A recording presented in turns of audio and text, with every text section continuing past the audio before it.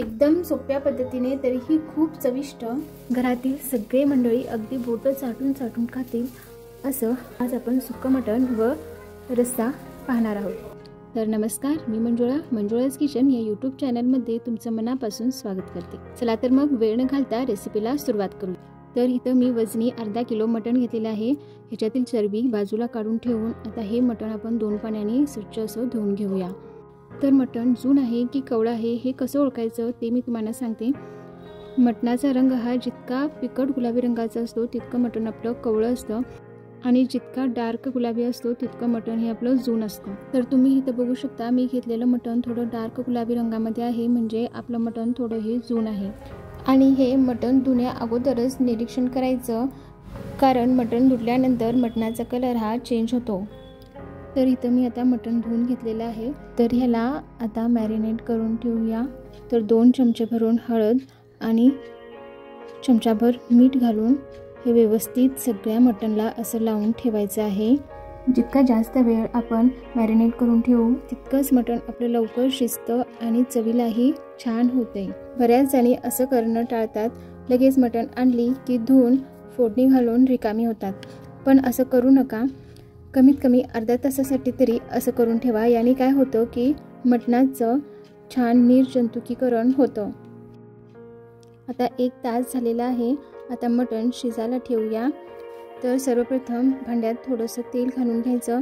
आता इथं मी काढून ठेवलेली चरबी ही थोडी असल्यामुळं मी थोडंसं तेल घालते आहे आणि तेलामध्ये चरबी अशी छान तळून घ्यायची। जर तुमची चरबी जास्त असेल तर डायरेक्ट चरबी घालून थोडं गॅसवर कडवलं की त्याला आपोआप तेल सुटतं आणि त्या तेलामध्येच आपल्याला कांदा परतून घ्यायचा आहे। आता माझी इथं चरबी थोडी होती म्हणून मी थोडं तेल घालून घेतलेलं आहे। आता कांदा आपल्याला साधारण 2 मिनिटांसाठी मीडियम फ्लेमवरच असा परतून घ्यायचा आहे। जर तुम्ही माझा व्हिडिओ पहिल्यांदाच बघत असाल तर चॅनलला सबस्क्राईब करायला विसरू नका। आता इथं कांद्याचा कलर थोडा ट्रान्सपरंट असा झालेला आहे।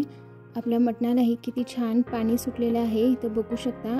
आता हे मटण आपण फोडणीत घालून घेऊया आणि एक 3-4 मिनिटांसाठी हाय फ्लेमवर ह्याला असं परतून घ्यायचं आहे। याने काय होतं की हळूहळू आपल्या मटणाला असं पाणी सुटतं। तर इथं तुम्ही बघू शकता एक 3-4 मिनिटांनं आता किती पाणी आपल्या मटणालाही सुटलेलं आहे। आता यावर एक प्लेट ठेवून त्यावर पाणी वतून एक 10 मिनिटांसाठी हाय फ्लेमवरच आपल्याला मटण शिजू द्यायचं आहे। प्लेटवर असं पाणी ठेवल्याने आपलं मटण हे खाली अजिबात लागत नाही। ही प्रोसेस खूप महत्त्वाची आहे। असं केल्याने काय होतं की आपलं मटण चांगलं शिजतं व चवीलाही छान होतं। जरी आपण कुकरमध्ये मटण शिजवणार असलो तरी पण हे असं अगोदर करून घ्यायचं आणि मगच कुकरमध्ये भांडं ठेवून मटण शिजवून घ्यायचं। आता साधारण एक 6-7 मिनिटं झालेली आहेत। आपण चेक करूया। तुम्ही बघू शकता इथं आपल्या मटणाला किती पाणी सुटलेलं आहे। तर आता हे प्लेटमधलं पाणी आपण ह्याच्यामध्ये घालून घेऊया। आता इथं तुम्हाला जितका रस्सा करायचा आहे तितकं पाणी तुम्हाला भांड्यामध्ये घालून घ्यायचं आहे।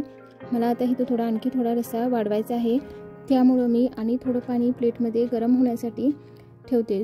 त्या अगोदर आपला जो चमचा असतो तो असा भांड्यामध्ये आडवा ठेवायचा, त्यामुळे काय होतं की आपला जो रस्सा असतो ते उतू जात नाही। आता हे गरम झालेलं पाणीसुद्धा आपण भांड्यामध्ये ओतून घेऊया आणि आता असंच भांडं हे कुकरमध्ये ठेवून द्यायचं आणि साधारण एक 4 शिट्या काढून घ्यायच्या। इथं माझं मटण थोडं जून आहे, जसं की तुम्हाला अगोदर सांगितलं होतं, तर म्हणून मी 1-2 शिट्या एक्स्ट्रा काढून घेणार आहे। आता इथं आपलं मटण शिजतंय तोपर्यंत आपण मसाला करून घेऊया। तर इथं खड्या मसाल्यामध्ये मी छोटा तुकडा दालचिनीचा, बदाम फुलाच्या 3 पाकळ्या, 4 लवंगा, 2 वेलची, 8-10 काजूचे तुकडे, 2 मीडियम आकाराची मसाल्याची पानं, ही पानं आपल्याला अशी तोडूनच घालायची आहेत। त्यासोबतच यामध्ये 2 चमचे जिरं, 3 चमचे तीळ आणि 2 चमचे धने घालून आपल्याला लो फ्लेमवर एक 5 मिनिटांसाठी आपल्याला परतून घ्यायचा आहे। इथं खमंग असा वास सुटला, याचाच अर्थ आपला मसाला आता भाजलेला आहे। हा एका प्लेटमध्ये काढून घेऊ। आता त्याच कढईमध्ये थोडं तेल घालून 10 ते 12 सुक्या खोबऱ्याचे काप थोडा सोनेरी रंग येईस्तोपर्यंत परतून घेऊया। आता हे आपण एका प्लेटमध्ये काढून घेऊ।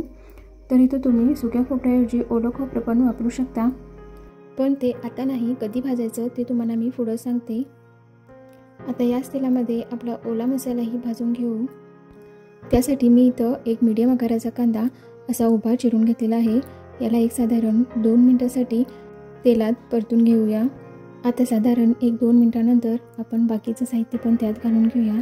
त्यामध्ये मी एक मीडियम आकाराचा टोमॅटो जो की मी उभा चिरून घेतलेला आहे, 1.5 इंची आल्याचे काप, साधारण 10 ते 12 लसणाच्या पाकळ्या व कोथिंबीर.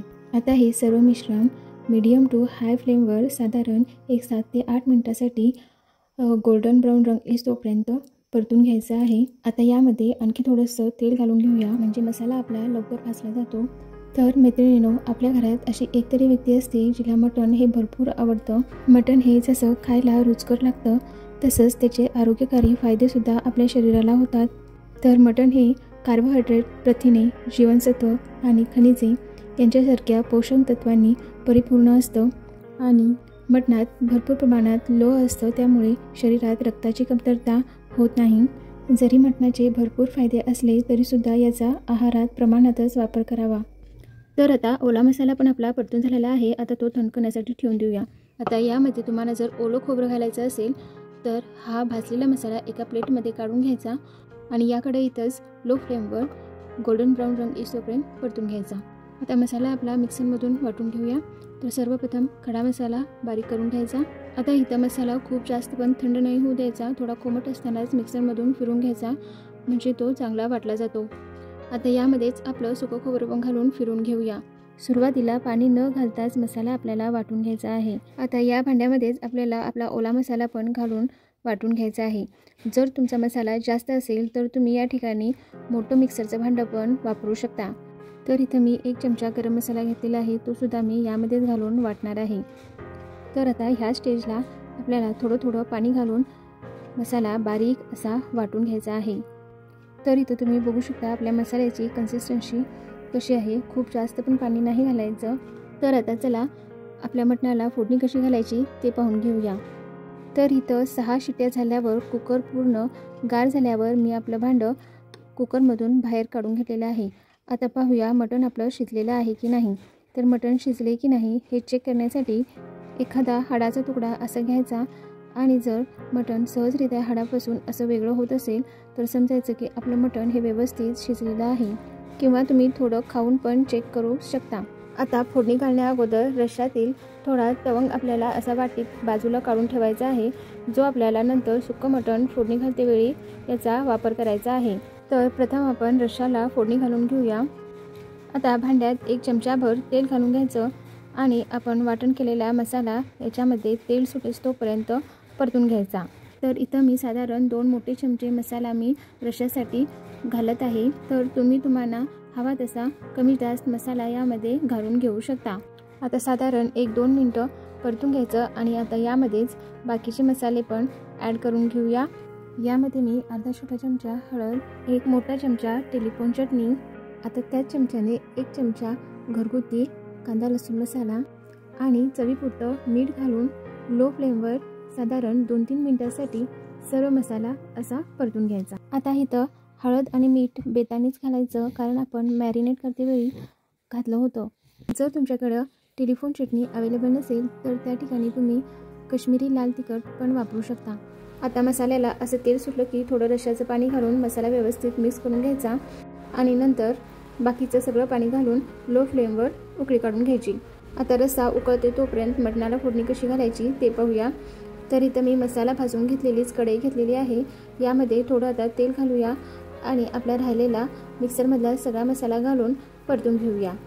साधारण 2 मिनिटांनंतर त्यामध्ये 1.5 चमचा टेलिफोन चटणी, 1 चमचा कांदा लसूण मसाला आणि चवीपुरतं मीठ घालून 1-2-3 मिनिटांसाठी तेल सुटेस्तोपर्यंत छान असं परतून घ्यायचं. आता यामध्ये आपण वाटीमध्ये जे पाणी काढून ठेवलेलं होतं ते सुद्धा घालून तेल सुटेस्तोपर्यंत परतून घ्यायचं आहे. आता इथे तुम्ही बघू शकता साधारण 2-3 मिनिटांनी आपला मसाला व्यवस्थित भाजलेला आहे. किती छान तेल सुटलेलं आहे, याचा अर्थ मसाला व्यवस्थित भाजलेला आहे. आता यामध्ये आपण आपलं सुकं मटण घालून घेऊया. आता ते थोडं असं मसाल्यात परतून घ्यायचं. जर वाटल्यास आपण थोडं ह्याच्यामध्ये पाणी घालून घेऊ शकता. मी इथं मिक्सरच्या भांड्यामध्ये जे आपला मसाला होता त्यामध्ये थोडं पाणी घालून तेच पाणी यामध्ये घालणार आहे.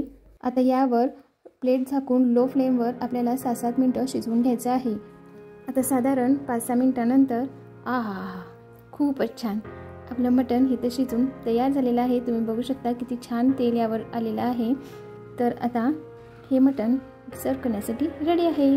इकडे रस्सा पण आपला उकळून तयार झालेला आहे। तर जोंधळ्याच्या भाकरीसोबत तुम्ही रश्श्याचा व मटणाचा स्वाद घेऊ शकता। जोंधळ्याची भाकरी कशी करायची या व्हिडिओची लिंक मी डिस्क्रिप्शन बॉक्समध्ये दिलेली आहे, तिथे चेक करू शकता। तर मैत्रिणींनो, तुम्हाला हा व्हिडिओ कसा वाटला मला नक्की कमेंट करून सांगा। आवडल्यास लाईक शेअर करायला विसरू नका आणि असाच नवीन विषयावर इन डिटेलमध्ये व्हिडिओ बघायचा असेल तर चॅनलला सबस्क्राईब करायला विसरू नका, जे की अगदी फ्री असतं। चला तर मग पुन्हा भेटूया एका नवीन रेसिपीसोबत। तोपर्यंत चांगलं खा, स्वस्त रहा, बाय बाय।